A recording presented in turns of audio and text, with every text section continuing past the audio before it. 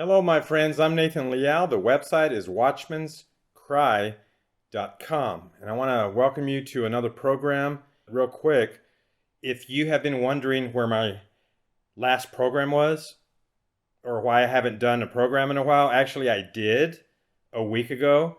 And our friends here at the Tube, they gave me a strike and removed my last video within 30 minutes of me posting it. And that video, it was a disclosure on the white horse and everything that goes with it. YouTube didn't like it, so they gave me a strike. They deleted it quickly, and they said I only have 2 strikes left, and after that I'm done. So I was able to move it to Rumble and to Odyssey. And on this program, my topic has to do with the war, but I have a link to that program. So please take the time to see that, because it will help you if you have been wondering about the white horse and what he does to the world, the sauce and all that stuff. Please go watch it. I'm going to really watch my words here because I don't want YouTube to strike. So go see that. And also I want to ask this.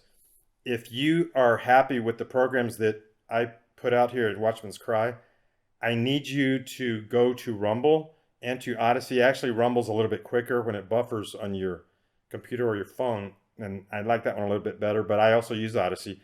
But go to either one. I have the links below, and also on my website. My website is watchmanscry. Here it is right here on the screen.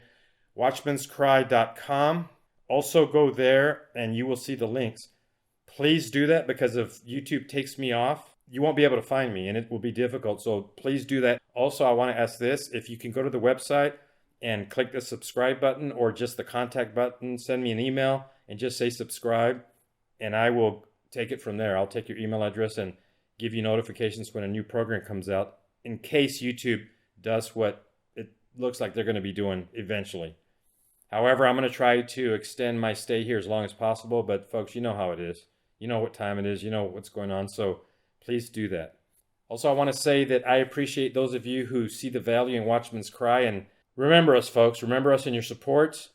This is a labor of intense effort, a massive amount of research, and also production, editing, etc. I do everything, by the way, here at Watchman's Cry. I do the filming, the editing, and the research, and the website. I do it all, folks. So if you see the value in what we do, our address is Watchman's Cry, P.O. Box 157, Priest River, Idaho 83856. Or you can go to our website, and we have a link to PayPal. We also have it below in the description. So we appreciate and we need your support, folks. And also I want to say this, ladies and gentlemen. I take great honor in being a watchman. I take great honor in being called for such a time as this. I've been doing this for 14 years. And when I bring you information, when I bring you a disclosure, it's not just echoing what you hear out there. It's not just echoing what everyone else is saying. I am not echoing what the NAR, Dominionist, Kingdom Now false prophets are saying. I'm not doing that. And I'm not echoing what some of the preachers of dated, antiquated Bible prophecy are saying. What I bring to you, ladies and gentlemen, is fresh from study and from the Holy Spirit and from the gifts that He gives to help the church navigate through these end times. So in doing this ministry, from time to time, I will confront some of the popular traditional philosophies of men that are out there, or the echoes that are ringing in the ears of some of you in recent times. I will have to confront those, because there's a lot of echoes that are false. There's a lot of echoes that are deceptive. There is a battle taking place right now for our souls. And one of the biggest things that we have to make sure that we are not a part of is the Great Delusion, the Great Deception.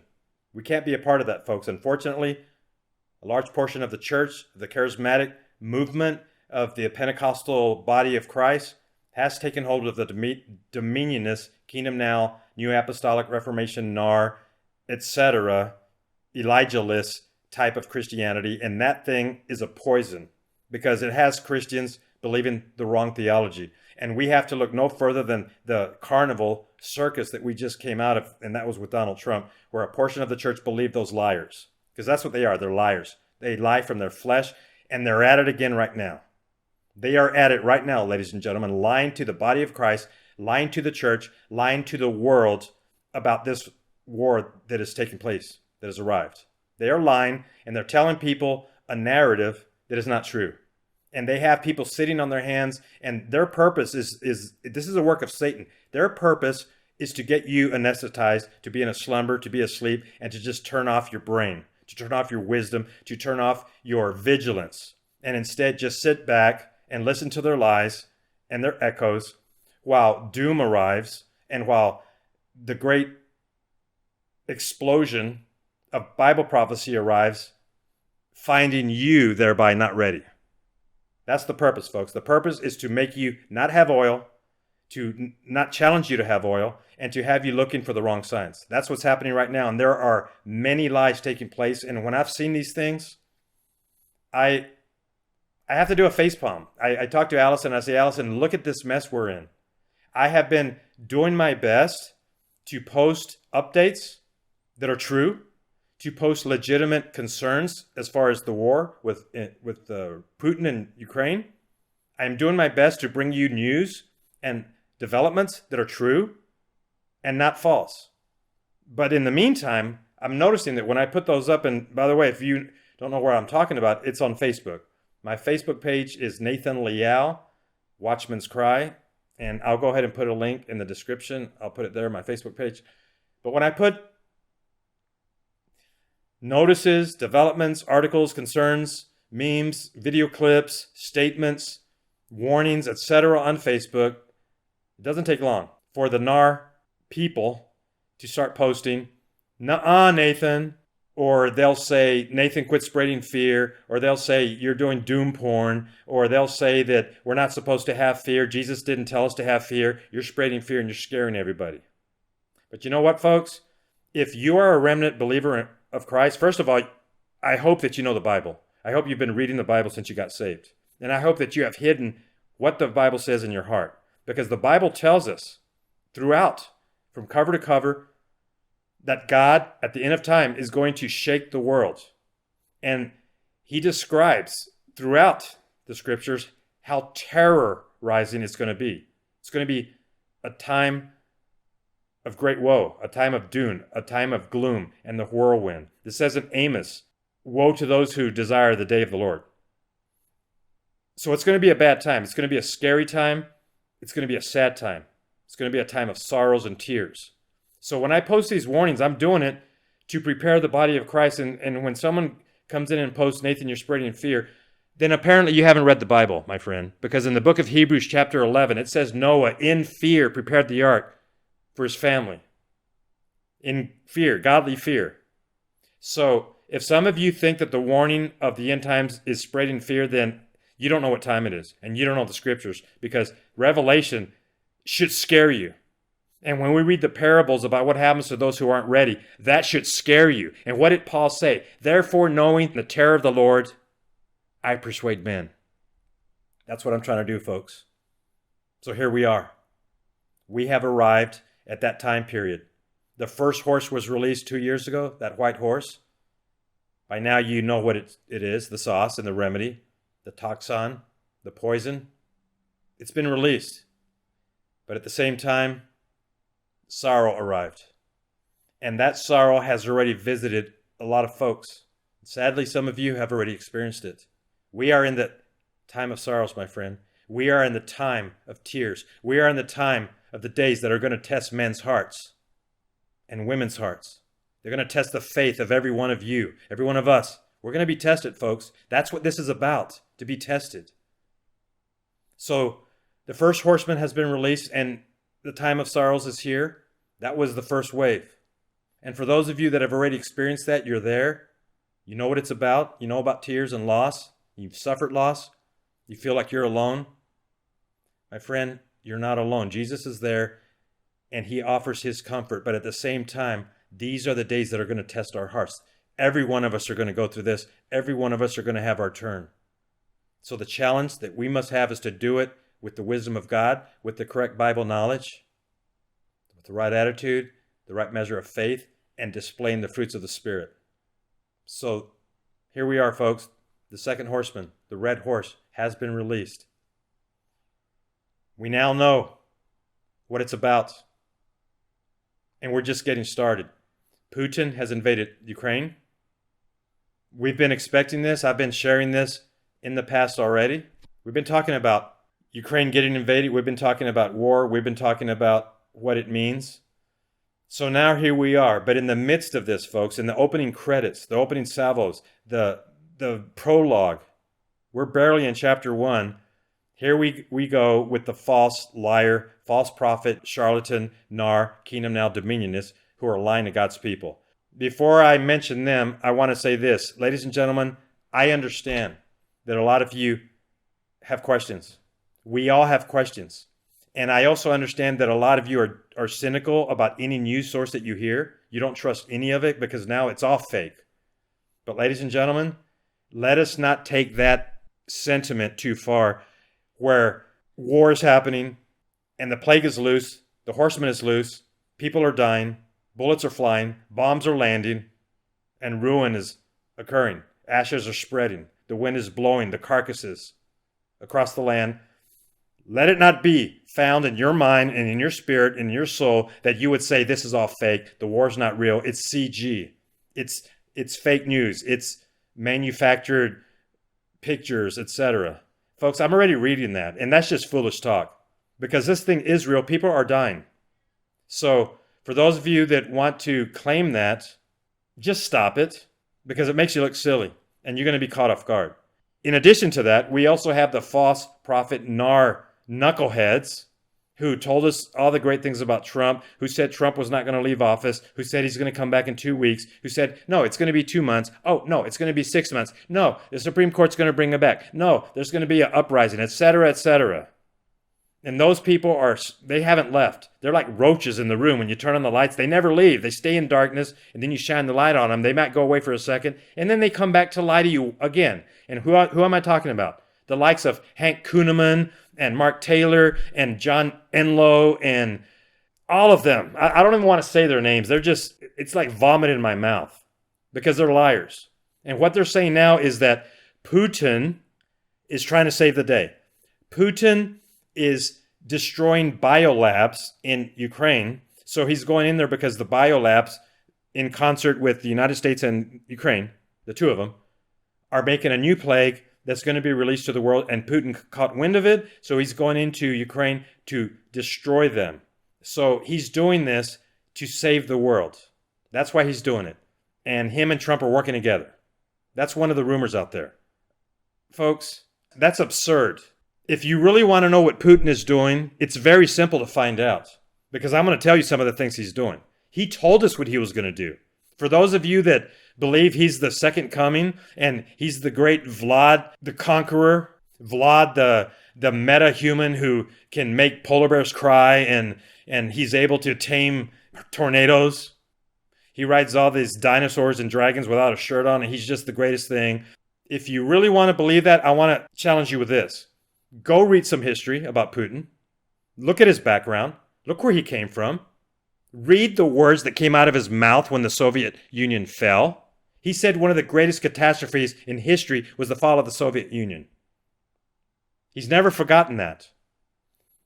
In December of last year, Putin sent a letter, a 4-page letter, to NATO, to the United States, to the Allies. And what he said was, this is what I want, and it's a package. You can't just pick and choose. He wanted NATO to go back to where the nations were and the membership was in 1995, which means 14, 15 NATO countries would cease to be a part of NATO. He wanted to roll back the clock because he didn't like that the Warsaw nations had joined NATO. And also he didn't like that NATO was growing. Now let me just, hold on folks, before you start typing your comments down below and schooling me, well, Nathan, if Putin parked bombs in Mexico across from the border of Mexico, would that disturb you? Yeah, it would. So I want to say this, folks. It's not a good equation. Nobody wins in this equation. There's no winners. And no one is going to be happy with the outcome of this. So back to the Warsaw nations. Putin said, I want you to roll back to how it was in 1995. And this is non-negotiable. Also, Ukraine can never join NATO. That's my terms. So the United States saw that and they watered it up and threw it away. And they said, no, sorry, Vlad, we're not going to do that. So then he gave his speech approximately 7 to 10 days ago. And he spoke for 1 hour. And in that speech, he laid out everything he was going to do. And he said why he was going to do it. So those of you that are saying that Putin is destroying the biolab and he's doing it to save everybody, go listen to his speech. It's in Russian, but you can find it translated. Do the homework, translate it yourself, and go through the homework and try to just do the research to do that and find out what he said. Because it's a 15-page, he called it his essay, but I actually call it the manifesto.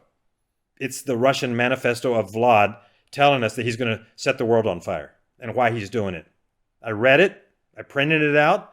Look at this, folks. I have it right here. Right here. Look at that. Vlad's manifesto. Some of the things that he says in there, like I said a moment ago, folks, they are valid. His concerns are valid. As a Russian, they're valid. As a Soviet, they're even more valid. As a communist, they're very valid. And as a dictator who considers citizens the property of the state, it's very valid. Because that's basically what he says in his manifesto. Go read it, folks. He talks about how the Ukraine was the invention of the Soviets. Communist Russia, the Soviet Union, made Ukraine in 1917. Thanks to Lenin, we have Ukraine. So those of you living in Ukraine, or if you happen to be here in the States and you're from Ukraine, we should pause for a moment and maybe we should clap and say, thank you, Soviet Union, for making Ukraine. Really? That's what he says.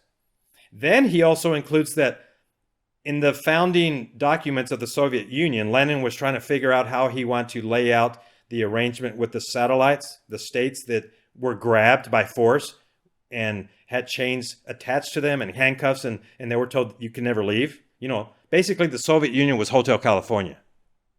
You're never going to leave. You can check out, but you can't leave. So Lenin had in the original paperwork and the documents in the charter of communism, he said that he was going to include and allow the states, besides Russia, the member states, the power to secede if they wanted to. Now, Lenin said that, but then he died. Stalin came in and he goes, no, that's dumb. And then Putin says in the manifesto, he says, the germ. In fact, let me get it right here, folks, so I read it correctly. The leaders of the Communist Party seemed convinced that they had succeeded in forming a solid system of government, but the falsifications, shifting of terms, manipulation of consciousness of the public, and deception were costly. Thus, watch this, folks, the germ of nationalistic ambition didn't go away. So those satellite countries that are now part of NATO, we have the Baltic ones, those three little guys up above Poland, Latvia and Lithuania, you know, those little poor guys. We have Hungary, Slovakia, Slovenia, all those countries, Moldova. Of course, Moldova's not in NATO yet. But those countries endured the butchering of the Soviet Union. And Putin, in this manifesto, says they were deceived and the germ of nationalistic ambition never went away from those satellite states. The germ of nationalistic independence never went away. It was a landmine. And then he goes on and says this landmine was what they were given in the original charter, the right to secede. Thus, we have the contagion of nationalism just waiting to explode. So according to Putin, those of you from Ukraine or from any other of the other satellites, if you're from Poland or Romania, if you are nationalistic for your land, you are suffering from a virus. You are suffering from a plague, according to Putin. And Putin doesn't like that countries feel independent, and he doesn't like that they can feel nationalistic. And he also says that Ukraine cannot exist without Russia's help, because without Russia, they can't even function. Their factories can't stay open. Their economy is in shambles. They're not able to maintain a first world type of country. They're not able to do it because they're basically, if you're from Ukraine, you're a loser. You're from across the tracks. You're the poor folks that need Putin's food stamps to survive. And then he went on to argue that NATO has been spreading, and those satellite countries who want NATO protection are not doing the right thing, and they're making us feel a little bit uncomfortable. So we want you to stop it. Now, folks, for those of you that are arguing, because I've seen it, well, can you blame him? If missiles were parked in Mexico, pointed at us, then would we feel the same way? Well, first of all, folks, let me ask you this question. In 1917, 1920, 21, during the revolution, did we go into Mexico and butcher half the country and then tell them that they needed to be a part of the United States and there was no God? You can't worship God. You can't go to church. You got to burn your Bibles. And if you say anything against the state, we'll kill you. We'll send you to Siberia, to the North Pole, to the top of Canada, because of course Canada was one of our satellite prisoners as well. Did we do that to Mexico? No, we didn't, but they did. So when Putin says they want to have weapons and it's making me, I don't like it. Well, Putin, you're the one that was the KGB guy. How many people did you kill when you were a KGB agent? When you said that it was a tragedy that the Soviet Union fell, why? Because you lost all your prisoners? You lost all your free labor? Is that why? The work camps are empty now? Is that why? You don't have anyone to clean your toilet? Is that why? Ladies and gentlemen, for those of you that worship Putin, come on. You need to look at history. The guy is a butcher. He worked for the KGB. In 1960, if you would have stated that there's a guy that works for the KGB and he's going to become the president of Russia, and in the lifetime of my children that haven't been born yet, I'm going to tell them that they need to trust this KGB guy. Really? Would you do that? For those of you that are my age, you're old enough to remember the drills, hiding under the desk because we thought that the bombs were going to fly. Remember those days, folks? Why did we have those days? We had them because the communists were murderers and butchers. Because Lenin proved who he was. Stalin proved who he was. After the Great Patriotic War, World War II, but Putin calls it Patriotic War. After that, Soviet Russia butchered how many people? Tens of millions of people died. Allison, my wife, lived in Berlin when it was split. She saw the Berlin Wall. And she remembers, she tells me the accounts of when she was growing up. They would say on the news, someone tried to cross the wall and they were mowed down by the East Germans. They were murdered there in the grass between the two walls. For trying to leave your country, you get shot up with an AK-47 or a 50 caliber just because you don't like living there. Now, ladies and gentlemen, that's Putin's world. That's the world that he is sad he has lost. So now fast forward. Why do those ex-Warsaw countries want NATO security? It's because they know what Russia did to them. They know the stories. They've been to the graves. They have the pictures of their parents who were murdered by Russia and the communists, the Soviets. And they don't trust them. Why should they? So Putin has a problem, and that is that he wants NATO to trust him, and he's mad that we don't. Folks, after the wall came down in 91, who did Russia make friends with? China, the other communist country who's still communist. So their little arrangement has barbaric governmental beliefs behind it. So that's why we're in this mess. So Putin said that because Ukraine wants to be a part of NATO, and because NATO is doing things in Ukraine, because they're training the Ukrainian troops and they are using their weapons and letting them borrow technology, etc., he's going to do what he has to do. So now here we are. Here we are, folks. Again, Putin is not there because he's shutting down biolabs. That's not it, folks. He's there because he's showing his true colors of who he is. The KGB's coming out. There it is. We are at the dawn of another great war, ladies and gentlemen.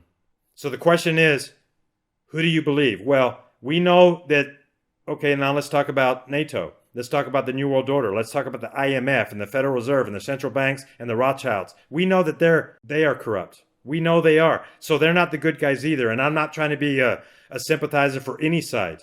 But what I'm trying to say is that you can't pick a side, folks. That seems to be the tendency for Americans. Okay, if it's not Biden and it's not Hillary, that's why I picked Trump. You don't have to pick any of the butchers, ladies and gentlemen.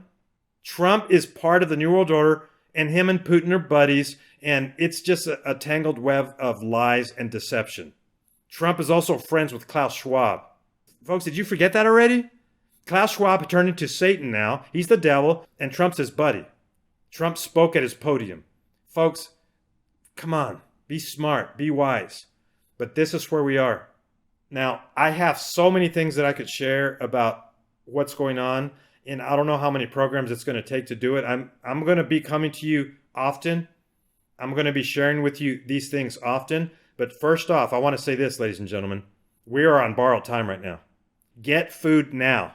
Get preps now. Go to the bulk store and buy bags of grain and rice because Russia produces 30% of the wheat. Now with the sanctions, that 30% of wheat is not going to enter the world. Meaning we're going to have shortages and prices are going to skyrocket with everything that has wheat in it. And that's pretty much half of the grocery store. So ladies and gentlemen, take these words to heart and go get the preps for that. Also, the threats that are coming are cyber warfare threats. Putin has thrown them our way. Biden has sent them his way. And what does that mean? That means grid down scenario. That means the power could go out. That means that Putin can hack into our generators and turn off the power for who knows how long until it's fixed, but who knows how long. He can also turn off the internet, the phone. So the day could come where you can't get online and try to find out what's going on, folks. So right now, also, prepare for your lights to go out. Prepare to be able to cook with no power. Prepare to be able to cook and have water and dehydrated food that you can use to cook with. That being the case, if you're using dried food like rice and beans and other things, do you have the right amount of water? Do you have a source of water? Do you have a way to filter water? Do you have a way to gather water? Work on that. Also, toiletries, hygiene, toilet paper, paper towels. If you cannot find toilet paper and paper towels, go to Goodwill, go to the local thrift store and buy up a lot of t-shirts, go to garage sales and buy old clothes, get bags of clothes and cut them to strips because that's what they did during the Depression. I talked to my father. I asked him, I said, Dad, how did you do when you didn't have toilet paper? And he said, we used strips of clothes. We ripped up t-shirts. So there you go. And also go online and seek out things to do to get ready for this. But ladies and gentlemen, the day can come unexpectedly where you can't use your ATM card. The money won't be available in the bank, or if you want to put gas in your car and you go to the pump and your card won't work, or the pump stops working. So you'll be able to get home with the amount of gas in your car, but if you're too far away, then you will have an adventure. You're going to be one of the ones who has the story to tell. But every one of us are going to find ourselves in that scenario. So ladies and gentlemen, take these words to heart and get ready. Prepare.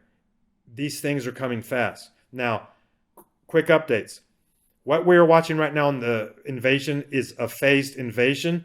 Putin is playing NATO and he's playing Ukraine. He's sending in fodder, cannon fodder. He's sending in the weak ones. He's sending in antiquated Soviet equipment.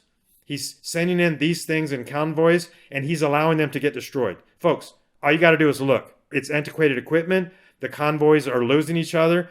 They don't have resupply of fuel, and then they're getting bombed by the drones that are being supplied by NATO, by the way. And he's doing this to find out the weapons that NATO is going to use on them. So now he knows. And the real war is coming. The real war is coming, ladies and gentlemen. The real weapons are coming. Right now, we are watching the convoys get destroyed, and everyone's clapping. The Ukrainians are clapping about that. But what's going on there, folks, is NATO is using its drones, and NATO is controlling those drones from Brussels. What, Nathan? Yeah.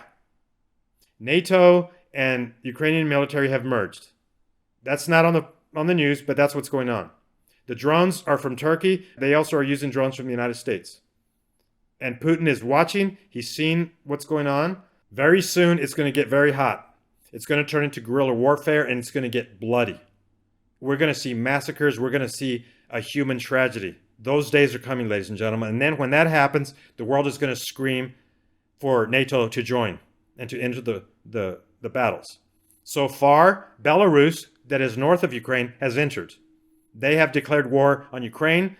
They have shot missiles from there. Belarusian soldiers have entered. And dictator Lugi, the president up there, that's what I call him, Lugi, because that's what he is.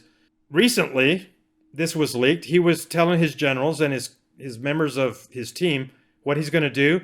And there's a video of him explaining what he's going to do, and his generals do not like what he's saying. They're in shock. They're going, what? You're doing what? And he shows the map of all the cities that Russia and Belarus are going to invade. And in the map that he shows, 4 of the cities have not been touched yet. So this is a future tense map that also includes the invasion and occupation of Moldova. And Moldova sits at around 8 o'clock to Ukraine. It's right next to Ukraine, a small nation, not a part of NATO, but in the map, Moldova has been invaded by Russia. So Russia's not going to stop. Because of the sanctions, Russia's hurting. Their inflation is going to go crazy. They're going to go nuts. What NATO wants out of this and what Biden wants out of this is for the citizens of Russia to revolt and do a regime change. Whether or not that will happen, I don't know. It might actually galvanize them to hate NATO. So we'll see what's going to happen. But because of the swift sanctions, Russia cannot participate in the world's economy anymore. And they're going to start hurting. And that's going to anger them. And that's going to make him very, very mad, folks. That's what got Japan to bomb Pearl Harbor. We had an embargo and a blockade of oil against them. We had sanctions against them. They couldn't get fuel. And finally, they had enough. And so they attacked Pearl Harbor. That's the same thing we're doing to Russia right now, folks. With Belarus entering the war and potentially Moldova, ladies and gentlemen, this thing's going to turn into a world war if it's not already. It's turning into a continental war already. NATO is involved. Our drones are there. We have consultants on the ground. We're there already, folks.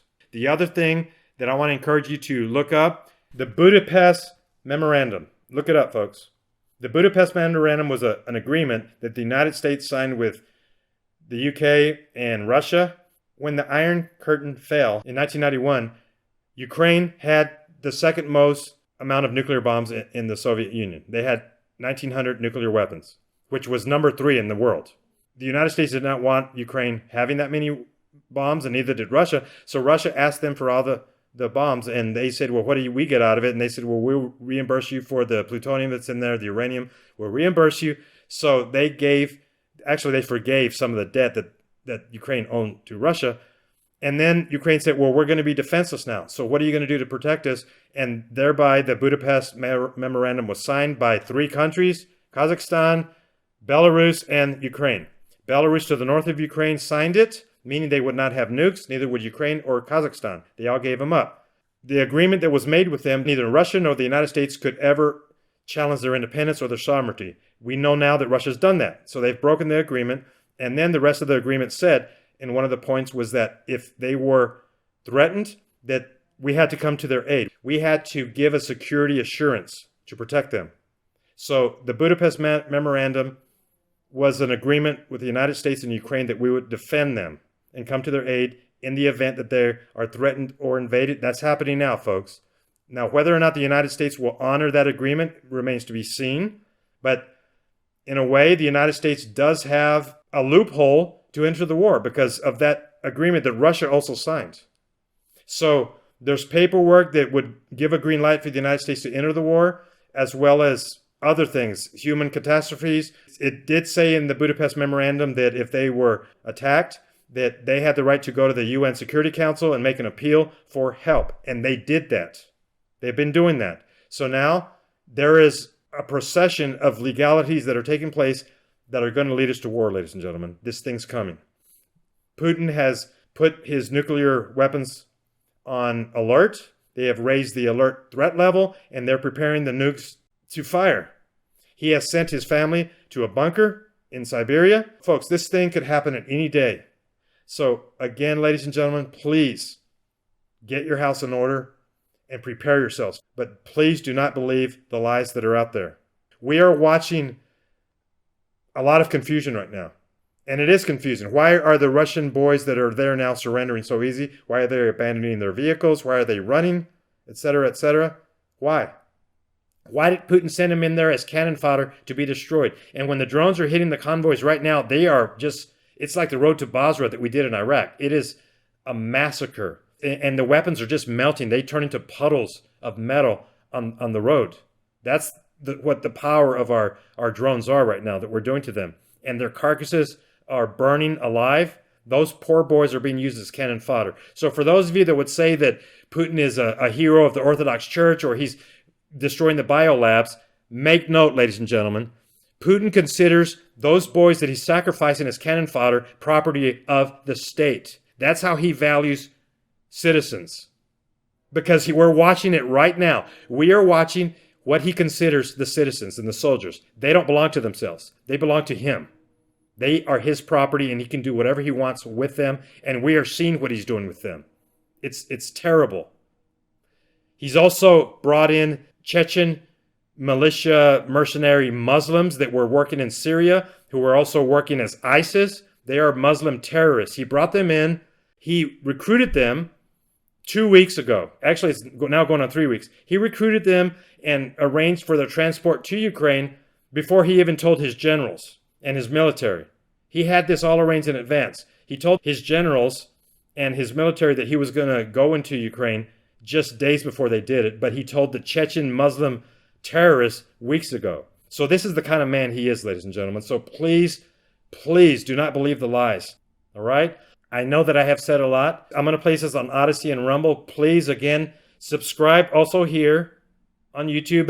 And if perchance YouTube was only going to be cutting people off because of the previous topic, but not the war, then maybe they won't turn me off. And I am going to be posting here as long as I can, folks. So subscribe here, but also go to Odyssey or Rumble. The links are below.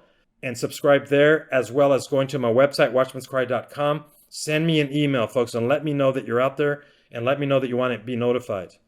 Also, if you don't see me on YouTube for an extended period of time, check out the website, because I might have more strikes on me. So there are other ways to contact me, through Facebook below, or through my website, or through Rumble or Odyssey. All right, ladies and gentlemen, again, we thank you for your support, and folks, remember us. The address is there on the screen. It's also below. I'm bringing you this information to challenge you, because this is what time it is, folks. I want to see you make it. I want to see you endure. But even more than me, folks, Jesus is on your side, and he's going to be with you. All right, ladies and gentlemen? And with that, stay vigilant, stay safe, and I'll see you next time, and God have mercy on all of us. Bye-bye.